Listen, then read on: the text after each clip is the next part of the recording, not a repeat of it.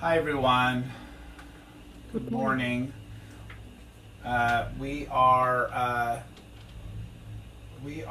finishing up our study of Birkat Hamazon. Let's provide let's say our bracha, our morning blessing about this, and we'll go into a little bit of some of the stuff that we passed over in the learning about Birkat Hamazon. Okay, here we go. Baruch atah Adonai Eloheinu melech haolam asher kitshanu b'mitzvotav v'tzivanu la'asok b'divrei Torah. Is it visible for you folks? Probably too small a font, but can you see? I'm hearing no objection, so I'm thinking that you can see it. Good enough for me. Okay, so the big difference, so we made our way through the entire Birkat Hamazon, except for the fact that there is a component of this which is different on weekdays. The big difference is the very beginning, and I thought we would look at the psalm that is recited at the beginning. You'll remember that we have, that the source of this particular sheet that I'm using is work that I did when I was a Hillel director. And in that capacity, I put together a sheet that was then kind of made its way around the country. And before the days of Sefaria in particular, this was seen as a resource that people were asking permission to put into their books, that they were teaching people about Birkat Hamazon, and they just saw it as, it's still out there, but I've made a lot of changes and I'll continue to fix this in every which way I can.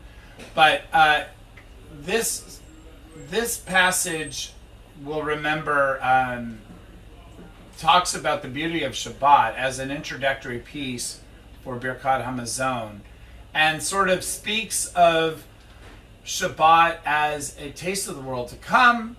It's sort of the dream of everything being worked out, that the Mashiach, the Messianic era had arrived and the temple had been rebuilt. So on Shabbat, for Birkat Hamazon, we pretend as if the temple was already built, and that's why we have this song of ascents. I have it as song of steps. I probably should just do that. Call it a song of steps / ascent, because steps are to elevate, to go up, and the word ma'alot is the idea of ascending. It has the word aliyah in it. And so what we're saying is that we're going up. We're ascending. We're going to higher, as one band, the Moshav band says, higher and higher and higher and higher. It just keeps going higher and higher. That we're trying to reach an elevated mindset. But that's for Shabbat. What I'm going to share, if I can pull it up really quickly, hang on a second. Let me just, as I'm doing this, I invite you to, if you have any questions or comments, to add them now.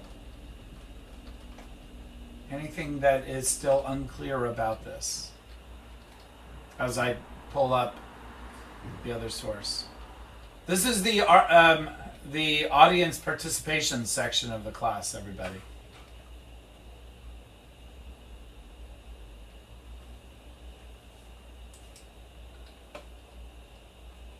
I guess not. Well, that's too bad.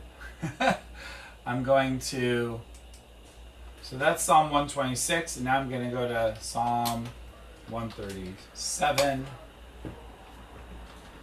By contrast, we're going to see a very different energy for weekday. And that is that instead of Psalm 126 to introduce us, we recite Psalm 137, which you know this passage because it was made into a pop song. Al Naharot Bavel, Sham Yashavnu, Gam Bachinu Bizochrenu et Zion. By the waters of Babylon, or by the rivers of Bavel, there we sat and there we cried. in our memory of Zion. Very different approach than Psalm 126.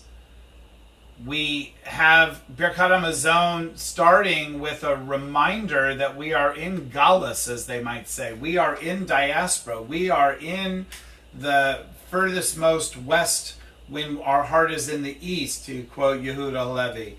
We start with a reminder of all the work that we're doing to bring back this perfection, this utopia, this messianic era, that we're trying to return to the Garden of Eden. And in our attempts to do so, we have to acknowledge what is sort of the opposite of the Garden of Eden, namely the way in which our society is very much in a bad place.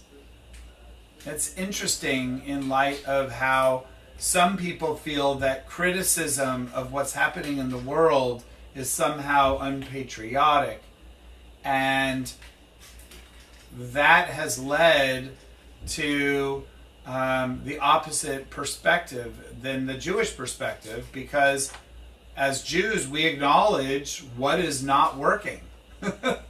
And for Birkat Hamazon, we start that off by saying, by the waters of Babylon we laid down and wept for thee, Zion, as Don McLean sang.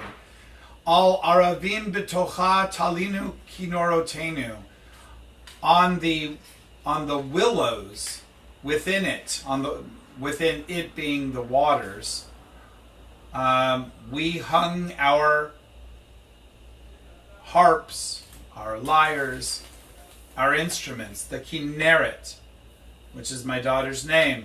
We hung why did we hang them? Because they were not to be used anymore. The kinnor is a symbol of use in the temple of instruments. The kinnor was an instrument used in the Beit HaMikdash.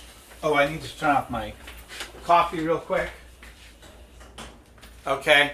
And so we hung up our lyres because there was no temple left, so the Levites had no place to play. So it's an expression of sadness. Everybody following? Kisham she'elunu shovenu divrei shir.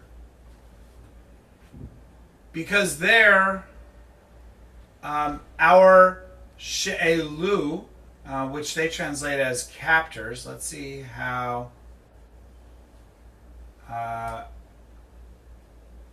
they translate it. Let's see. Looking at words. Oh, well, yes. Definitely one who inquires, one who asks a she'elah. Oh, I'm sorry. Because they're shovenu, our captors. Yes, shovenus, those who held us, essentially. Pidyon Shavuim is the redemption of the captives. So Shovenu are our captors, because there our captors asked us for words of song, v'tolalenu simcha, and essentially, as it says here, for joy. They wanted to have joy here, but it is a little bit confusing why tolalenu. Our tormentors' joy, but for some reason they say this is joy. This is uncertain Hebrew, but it seems pretty clear. Our tormentors, our plunderers, the people who destroyed us, wanted to be happy. So out of their sense of joy, they taunt us. Shiru lanu mishir Tzion. Sing for us from the songs of Zion. It reminds me of when the Nazis wanted to create a museum to an extinguished race to show off all of the wares of the Jewish people, what's become known as the Precious Legacy exhibit. In the same way here, the Babylonian tormentors wanted us to do a song and dance. It also brings back echoes of some of the barbaric things that people would do when they would capture lands, like they would take an indigenous person and put them on display in Europe for everyone to see them in a cage, right? And that was a thing where they would take people who were clearly of a different racial background and put them on display as wild animals. It's the same kind of idea here of triumphalism. Like, oh, we want to hear how this weird religion is, or we want to hear, how this destroyed people that we conquered. What is it that we conquered? It's toying with it, and as a sort of the Orientalism, the idea of just like, oh, they're so dainty, they're so cute, but it's an entire people that are being tormented. And that's what Psalm 137 highlights. And of course, the response to that is, Eich nashir et shir Hashem al admat nechar. How will we sing a song of God on foreign lands? Or foreign land, on the land of the alien. Nechar is, nochri is really foreigner or alien or somehow, however we can describe something completely alien to who we are. They're stuck in the far recesses of Bavel. Remember, after the temple was destroyed, which is what this is describing, that period after 586 BCE, our people were scattered, they were killed, they were massacred, but they were also sent off to Bavel to be slaves for the people there, and just in general created into a diaspora community. And so, how will we sing a song of God on this utterly foreign land? And then this famous line that we hear from time to time in various settings, Im eshkachech Yerushalayim, tishkach yamini.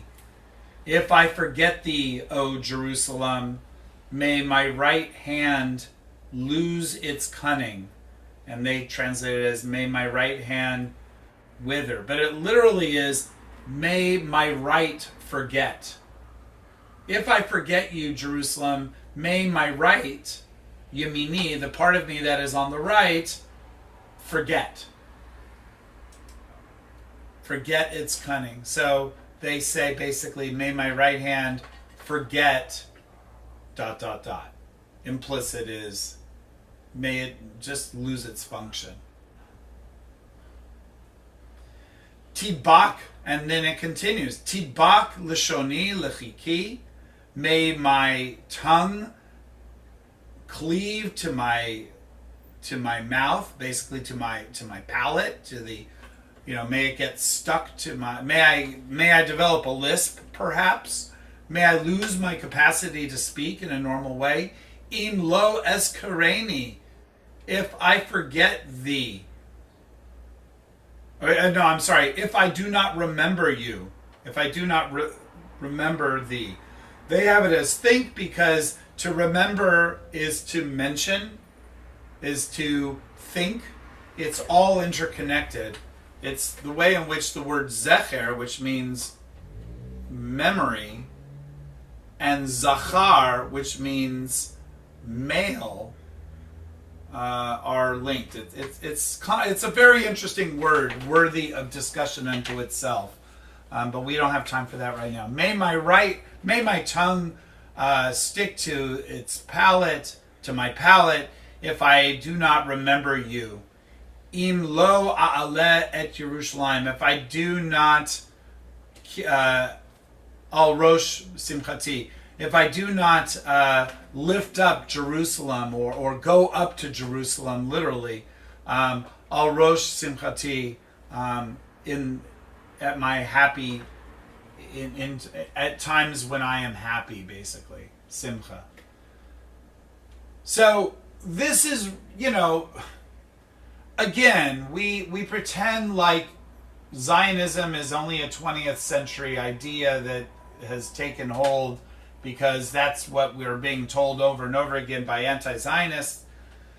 Sure, maybe as a political force it wasn't there, but how ludicrous is it to dismiss this type of yearning that is liturgically a part of the Jewish people for centuries and has been used even liturgically. In other words, it's not just in our Bible, but has been used in various parts of our prayer experience for a very long time. It would be interesting to know when Birkat HaMazon first had Psalm 137 in it, but I would reckon it was pretty early, way before the 1880s when Herzl was just getting going.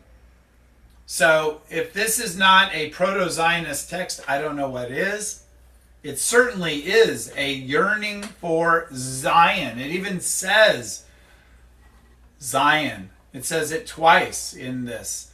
In the first line and in the third line. Mishir Tzion. Bizochrenu et Tzion. Okay? And it keeps going. So we got all of this about remembering Jerusalem. Zechor Adonai livnei Edom et Yom Yerushalayim ha'omrim Aru Aru od hayasod ba. Remember Adonai against the children of Edom the day of Jerusalem, when they would say, rise up, rise up. Oh, actually, they have it as Aru, Aru, as stripper, stripper. That's interesting. Lo'orer is to be aroused. But I guess it's also to be naked. Okay, yeah, that's fair. Oh, it's a different shorish. It's a different root. Okay, sorry about that. Stripper. So here's another reminder of a taunting of the Edomites when they rose up against Jerusalem and said, strip, oh strip, od hayasod, until the foundations are in it. So basically pillage and destroy. So it's a very negative moment. You'd say, why is this in our liturgy? Because we have to remember the pain so that we know what we are seeking out. Again, this is during the weekday. Every excuse we can have to not say this psalm with Birkat HaMazon, we don't. But when it's a weekday, what is the purpose of our work in this world? The rabbis, the tradition would say, to bring about Mashiach, to bring about that perfect era once and for all, to replace this world that we're in right now. You might think of it as returning us to the Garden of Eden state. Ever since the destruction that happened when they ate from the tree of knowledge of good and evil, ever since then we've been trying to get, as they say, as Joni Mitchell said, back to the garden. Bat Bavel Hashduda Ashrei Sheyishalem Lach. Daughter of Bavel, you predator. Right. Hashduda, the one who has been devastated. The devastating, destructive Bavel. Ashrei Sheyishalem Lach. Happy is the one who will repay you. In other words, revenge, right? Ekmulech shegamalt lanu. For your bestowal which you bestowed upon us. In other words, for the things that you did, we are going to revenge. We are going to avenge your violence. May it happen. Happy is the one who will avenge the Babylonians. It's a little violent. And then the last line. Ashrei she yochez v'nipetz et olalayich el hasala. This is really tough. Happy is the one who grabs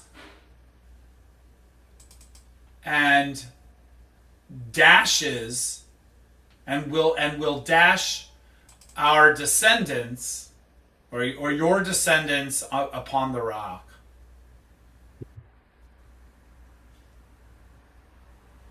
Happy is the one who grabs the ones who dashed your children against the rocks. Everybody understand that? So it is not a happy psalm. This is not happiness. Rabbi, But in yeah, in my book of Psalms for Robert Alta, on number 8, it says, "Daughter of Babylon, the despoiler, happy who pays you back in kind for what you did to us." correct. I didn't know what daughter of Babylon because the other one didn't have that. So it says Bat Bavel. You're talking about verse 8, right? 8. Yes. Bat Bavel, daughter of Babylon. They translated it as fair Babylon, but it really is literally daughter of Babylon, but it also could be child of Babylon. Okay. So, what do you think about this psalm? I mean, what does it feel like to recite such an intensely, if you ask me, angry psalm? I'd like to get your thoughts on this. We have to talk more about these things, and I'd love some disagreements, and I'd love some, but constructive disagreement, thoughtful, counterpoints. I will say that not everyone reads this psalm because it is pretty painful. They like the first part, but then they don't like the last part because it's just so, it has echoes of the Book of Lamentations. It's children that are being killed. Well, and I think we use that psalm during Tisha B'Av. That's one of the psalms that's recited. For sure. Hmm.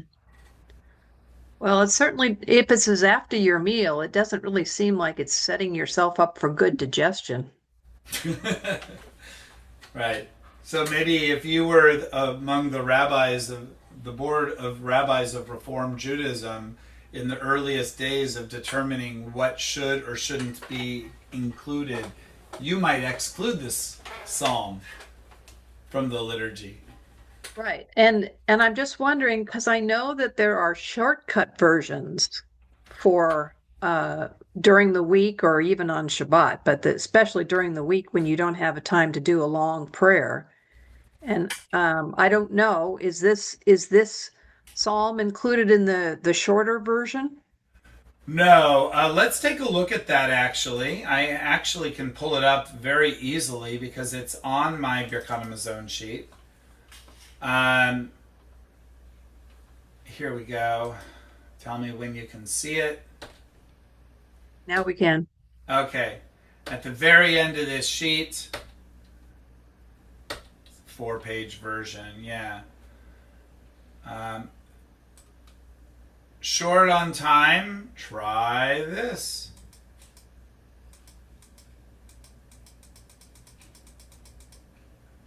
It's just a one-liner. Brich Rachmana Malka de Alma Mare de Hai Pita. Someone put it to music, I can't remember who. But it says, "Blessed is the compassionate one, King of the universe, the master of this pita." See the word pita? Mm-hmm. Now you know. Pita is really an Aramaic word. Pat lechem, this slice is probably a better translation. And look at what I put in here. Here's the short version. Benjamin the shepherd made a sandwich and said, "Blessed is the merciful one, ruler of the universe, master of this bread." Rav said that he had performed his obligation when he said these words. I'm going to capitalize this. It seems like it's done. And here's the original source. Brachot 40b. Regarding blessings that do not conform to the formula instituted by the sages, the Gemara relates that Benjamin the shepherd ate bread and afterward recited in Aramaic. In Aramaic, that's important to recognize. "Blessed is the master of this bread." Rav said he thereby fulfilled his obligation to recite a blessing. The Gemara objects, though. But didn't Rav say any blessing that does not contain mention of God's name is not considered a blessing? The Gemara amends the formula of his blessing. He said, blessed is the all-merciful. So here, the original is simply, blessed is the master of this bread, which would be Barich. Here, I'll highlight the words. The master of this bread. So then it gets modified with the addition of the word Rahmana, the merciful one. So that was how you get God's name in there. So anyway, what's really valuable here is it says, my kamashmalan, af al gav de amara bilshon chol. What is he teaching us? And we can go over what this is. It's teaching that even though he said it in the language of chol, in a secular language, in other words, you can recite Birkat Hamazon in English, and it holds. And that's what the Shulchan Aruch then points out. It goes into, let's see if I can find it. Oh yeah, I need to fix this. Maybe I don't have it here. I was doing the translations here, and maybe I didn't include the part about language. But it can be done in any language. So here's the core of it as it comes down. So that was the Talmud. Then in the Shulchan Aruch, it explains the 4 subsections that we went over. And just, I'll close with this because I think we're moving away from the core of the class. This is from the Shulchan Aruch. You'll see that there's a text. And then in some parts, I don't know how well it comes out, it's in blue. And it starts with the word Haggah, which means something like Haggah or Haggah v'divrei harosh. It is surmised, and then there's additional words. These are additions that were provided by an Ashkenazic rabbi, Rabbi Moshe Isserlis, also known as the Rima. So what happens is the Shulchan Aruch, which was written by Yosef Karo for a Sephardic audience, then becomes transformed into, with these additions, into a book that works within the context of Ashkenazic Jews. And so, because minhag changes in different regions, from one region to another, they needed to find a way to create one code of law that would include both Sephardic and Ashkenazic customs, and that's what the Shulchan Aruch with the words of the Rima presents. So, this is it. And I have a couple of sources here. I actually contacted, when I saw this text on Sefaria, I contacted them and told them they have errors, and they fixed them. So I can now fix this.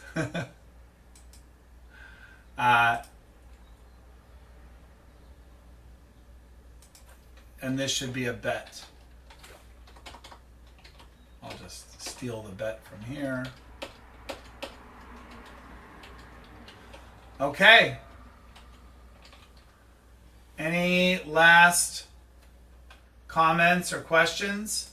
Well, I like the short version because, in modern life, we don't have time to do the full-blown Birkat Hamazon, and I didn't realize that there was an alternative. Yes, there is. It's a fun little alternative, and it's, I know there's a melody for it. I mean, it's so short, and it has a lot of ah sounds in it, so maybe I should write my own Birkat Hamazon chant, It's almost Well, like you could say it 100 times very easily. it's like saying the blessing before you have to really get into a routine of remembering to do it. And this makes it easy to remember to say a blessing when it's nice and short. Yes. Mhm. Yep. I might add this to that one-liner that comes from the Torah that says "Kakatu ve'achalta v'salvata uverachta," because that passage is the basis for Birkat Hamazon. So it could be almost like a Hineni Muchanum Zuman. It could be an introduction to the prayer, and then say, what is it? Rahmana. I can't remember. What is the text? Brich Rachmana Malka da Alma Mare da Hai Pita. The only thing about it that's a little bit off is it says master of this bread. It sounds like a pre-eating blessing because it talks about this bread, but you just ate the bread. So there's that too. All right, everyone. I think we are done. I mean, we could go and find little bits that we haven't discussed about the Birkat Hamazon, like, for instance, the Rosh Chodesh editions and whatnot, but they're not really that special. We got all of the special content in. And I think it's time for us to move to another topic. So on the Torah thread, feel free to post in WhatsApp your thoughts on what we should turn our attention to. I know some ideas have come up, and of course right now they all escape me. But rather than discussing it here, put it in writing and then we'll figure out what comes next, okay? Well, good timing because we don't have class next week. That's true. We are going to have the ultimate class. It's going to be Yeah. Rosh Hashanah, so that's good. All right. So All right. Thank you, Rabbi. just You're in time right. for our Yom Kippur fast also. Birkat Yes. Hamazon. Okay. Have a All good right. day. Sorry. You too. Bye. Thank you. Bye-bye.